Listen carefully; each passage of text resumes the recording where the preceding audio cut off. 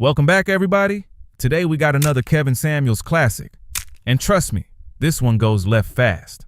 Hi. Hello. Hi, calling from Berkeley, California. What's your first name? My name is Lavinia.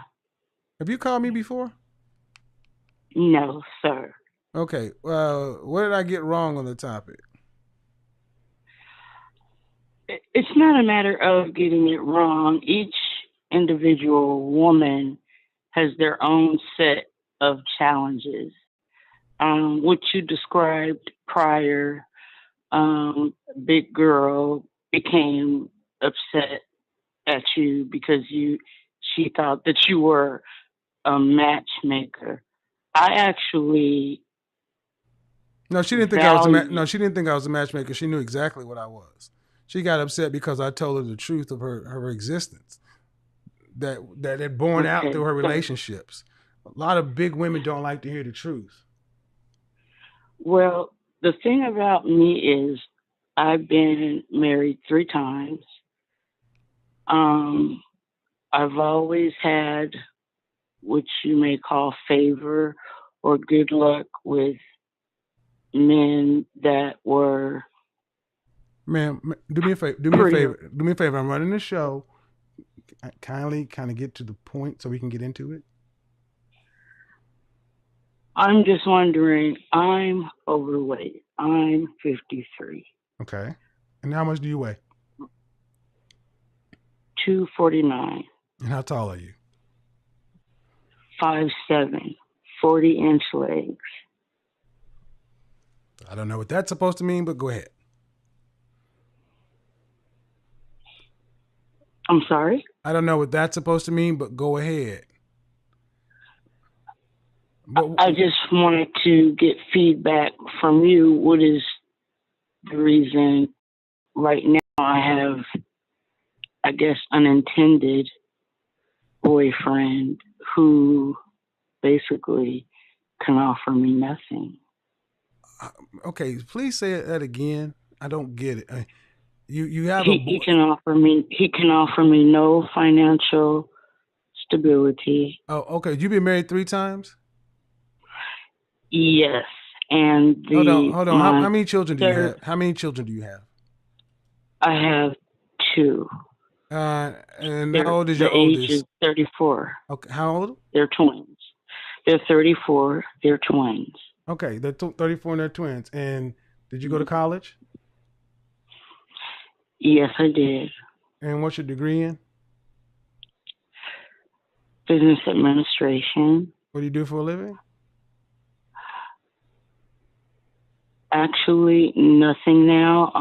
I actually had 3 strokes, and I'm sort of lucky to be walking, living, and still able to wear heels after a year. Wear heels? Yeah, still able to wear heels. And your question is, why you have a boyfriend who can't offer you financial stability? I've never had a boyfriend like this. And I'm just wondering, is it... When's the last time you weighed 120 pounds?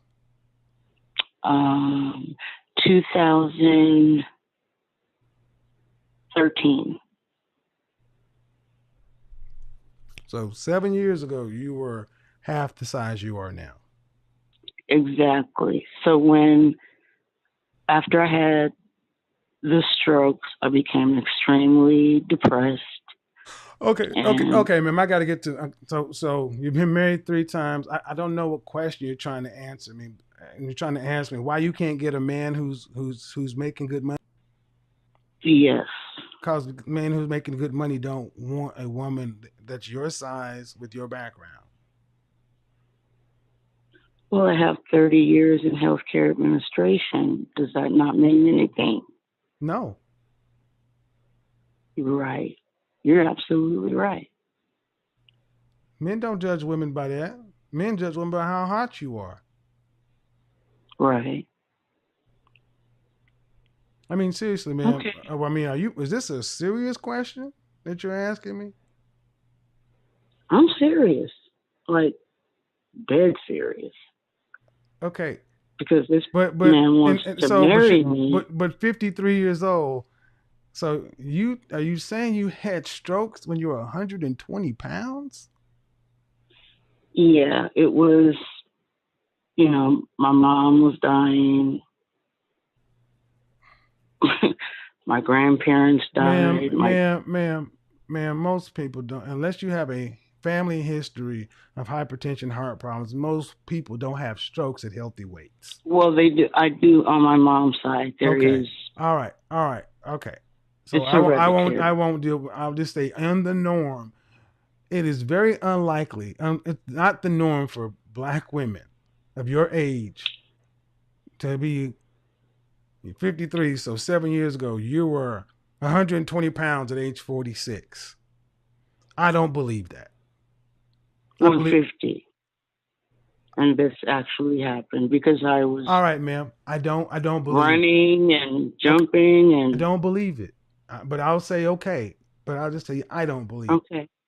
But the net of it is, why would a man who's making money? I mean, I don't understand why are you worried about that? Why do you want to know? Why do you want a man's money? It's not so much that I want a man's money. I want him to be able to bring to the table what I can. You don't have anything to bring to the table. You don't have a job. But I have my retirement. And how much is that? $2,000 a month. That's $24,000 a year. You're broke. True. See, that's why I don't understand, ma'am. I'm trying to be nice, but you're 250. No, don't be nice. Please. Well, yes, I'm trying to be nice because I have a show to do. But I'm trying to understand, why do you? I mean, that's your picture. I'm not gonna put it up on screen. You're not a model. No. You've never been. No one's said you're gorgeous. I mean, you're average. So why do you think average people get above average money from men? That makes sense, dear sir. It does. Now that you put it like that, you're right. But what I don't understand is how so many black women have gotten so deluded. You're roughly my age, ma'am, and I grew up. When did you get this far off? We grew up watching Vanity and Apollonia and Vanessa Williams and Claire Huxtable and Lisa Bonet, right, and all these people. You ain't none of that. Right. So why do you think you get a man who's talking about bringing something to the table when you don't have income? You're lucky to get a man, period. And you're talking about the man you're dealing with, he's not what? He's not as financially stable as I am. You're not financially stable. You have retirement. And is that medical disability? Yes, and I get retirement from my job. And your job was a state job? A federal job? Yes, I worked for the state. Okay. Med-Cal. Okay, so you're fortunate to have state benefits, and you got does he have a job? Not at all. And why are you dealing with him? At the time, to be honest, he's the best you could get. I could do no better. Because he's the best you could get. Right. Wow. But ma'am, you're 5'7", 150 pounds. Had 3 strokes, and you talking about walking around wearing heels. Why are you in heels? See, well, let me talk to the channel. See, black women, delusion is dangerous to your health. This woman on this phone is delusional. I'm talking about she's got 40-inch legs and got heels. She's 3 strokes and still trying to be fine. What the French toast? Talking about get a man to bring to the table, and you're on every bit of government assistance $2,000 a month in California, you are broke. I hear you. I'm talking to the channel. This is why I said we have a problem with relationship. To even when you have somebody, he ain't good enough. I don't get you ladies. I really don't. I don't get so many of our sisters at point. Well, I do thank you for your feedback, and you are absolutely correct. Ma'am, I think you knew that already. You know, I guess I was in denial because my last husband was so good, but he died. I mean, really a good man. And I just don't think I'll ever get anyone like that again. Okay, thank you. Thank you. Dude, I'm sitting to the point to where I'm really to the... you know, some people are like, people are trolling. No, I don't think y'all understand. There's a lot of this in my generation. From 36 to 60, there's a lot of this. There's a lot of this. And think about it. If we weren't talking about black folks, white women like the past two callers, they got their men.